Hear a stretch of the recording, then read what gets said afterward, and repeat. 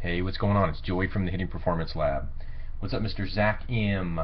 Hey, let's take a look at your swing here. What I have is you all synced up and we're going to show you in slow motion. So I don't know if you've actually seen this. It's going to just play. Actually, let's go regular motion first. So you'll see it. The swing is looped, so you'll see it over and over. This is a ball that you kind of hit on the ground, but I know we had a few mishits before this. So let's take a look at a couple in slow motion. See what you see.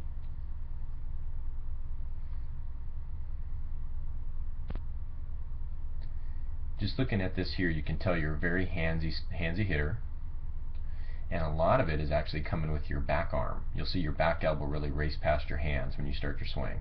Watch that back elbow really start to race.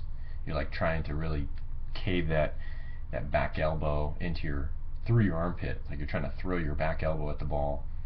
And a lot of times what we see is more of an arm barring, but you're actually doing the opposite. The back elbow is really trying to compensate. Let's go one more slow-mo and then we'll look at it frame by frame. Okay, so let's go to the beginning. Now I love your setup. I know when we were working, with every swing you were getting closer to the plate. So we talked about making sure that you're consistent with your setup. So this week you should be working on your setup, working on those 3 steps: the gathering information with your back foot in, setting the knob of the bat on the mid thigh, touching the end bat to the inside corner of the plate, making sure we're good depth from the plate, and then working on your grip. I know your grip didn't really change too much, but we talked about where to put the handle of the bat. So you should be working on that this week along with your exercises. Now, what we're going to look at next is see how your vision is. Now I see that you don't have much of a stride, and when we start working on your footwork, we'll change that. You're pretty spread out, which is okay, but what'll end up is you'll have a more narrow stance, because we got to unweight that bat of yours, because you're really swinging. You're using a lot of muscle in this swing, especially your arms, particularly your back arm, trying to get this bat moving. And what you're finding, so when our front heel hits the ground, okay, which is probably a frame for that, so about right there, we like to draw a circle around your head. Now kind of our head in this position looks a little like it's pointing down, like chin to chest, and we'll talk about posture next time, but that is, we want to make sure we got that, we're standing tall with that head aligned with the spine. And I'll show you the test of the reason why that we don't want that chin to crash into the chest. But what we want is, we want to see that head at this point, when that heel touches down, to stay in the circle, to stay right in the center and not move forward, up, back, or down. Now as you'll see, you move forward to the front of the circle, and the other thing is we're hitting the ball way out in front. It's one of the reasons why we hit this ball on the ground, but you can see our vision's out here, and even through contact our vision is even out here, even farther. So we're picking our eyes up, definitely. So we're going to work on vision in our next meeting, because what I want to see is, I want to see actually this head, or your nose. We're going to place your nose behind the barrel, and even at this frame, this frame, this frame, this frame, your head's going to stay with this line here on your vision.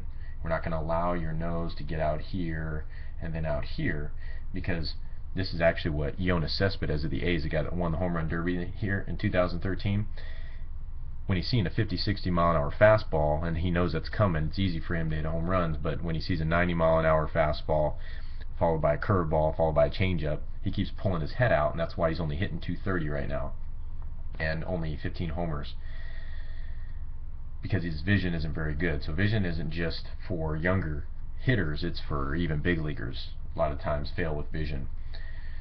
So that aside, that's what we're going to be working on this next time.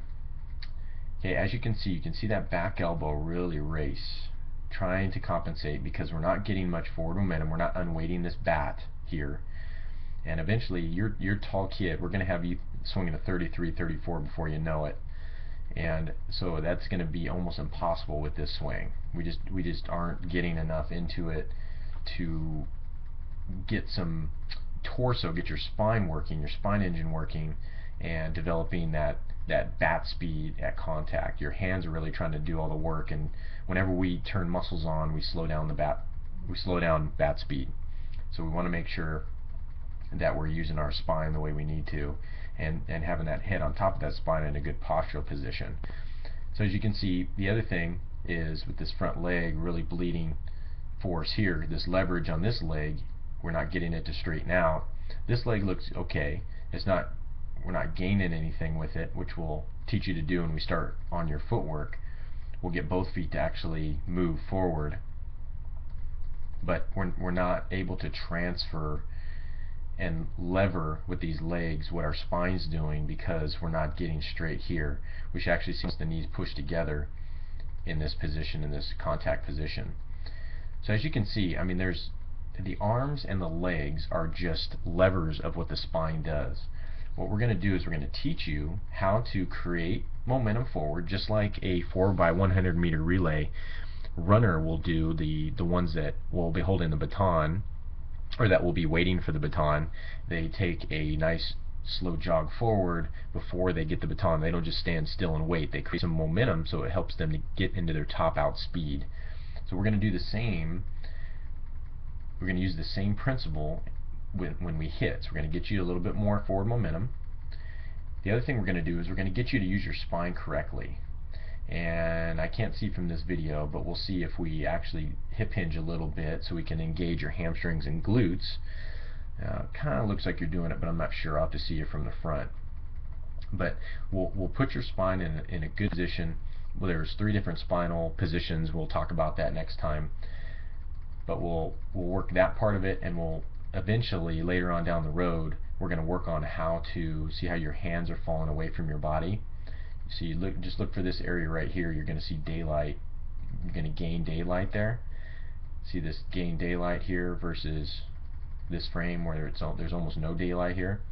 So what's happening is you're walking away from your hands, and we're actually going to have your hands come with you in your swing. They're going to come with you, and so you'll never really see daylight here when we really get in to the thick of your swing. But what I don't want you to do is take the different things that we talked about in this video, besides the foundational stuff we talked about when we were together. I don't want you to start tooling with your swing right now. I want to be there to help you tool it, because it's going to take my feedback, and it's going to take the correct cues to do it. So Zach, we got some good stuff working here, brother. You've been working hard, definitely. And what we're going to do is we're just going to polish up a little bit and give you a little bit more effortless power, more of a friction-free swing. So keep up the good work, brother. Work on what we talked about, and we'll get together this Saturday and do it again. All right, brother.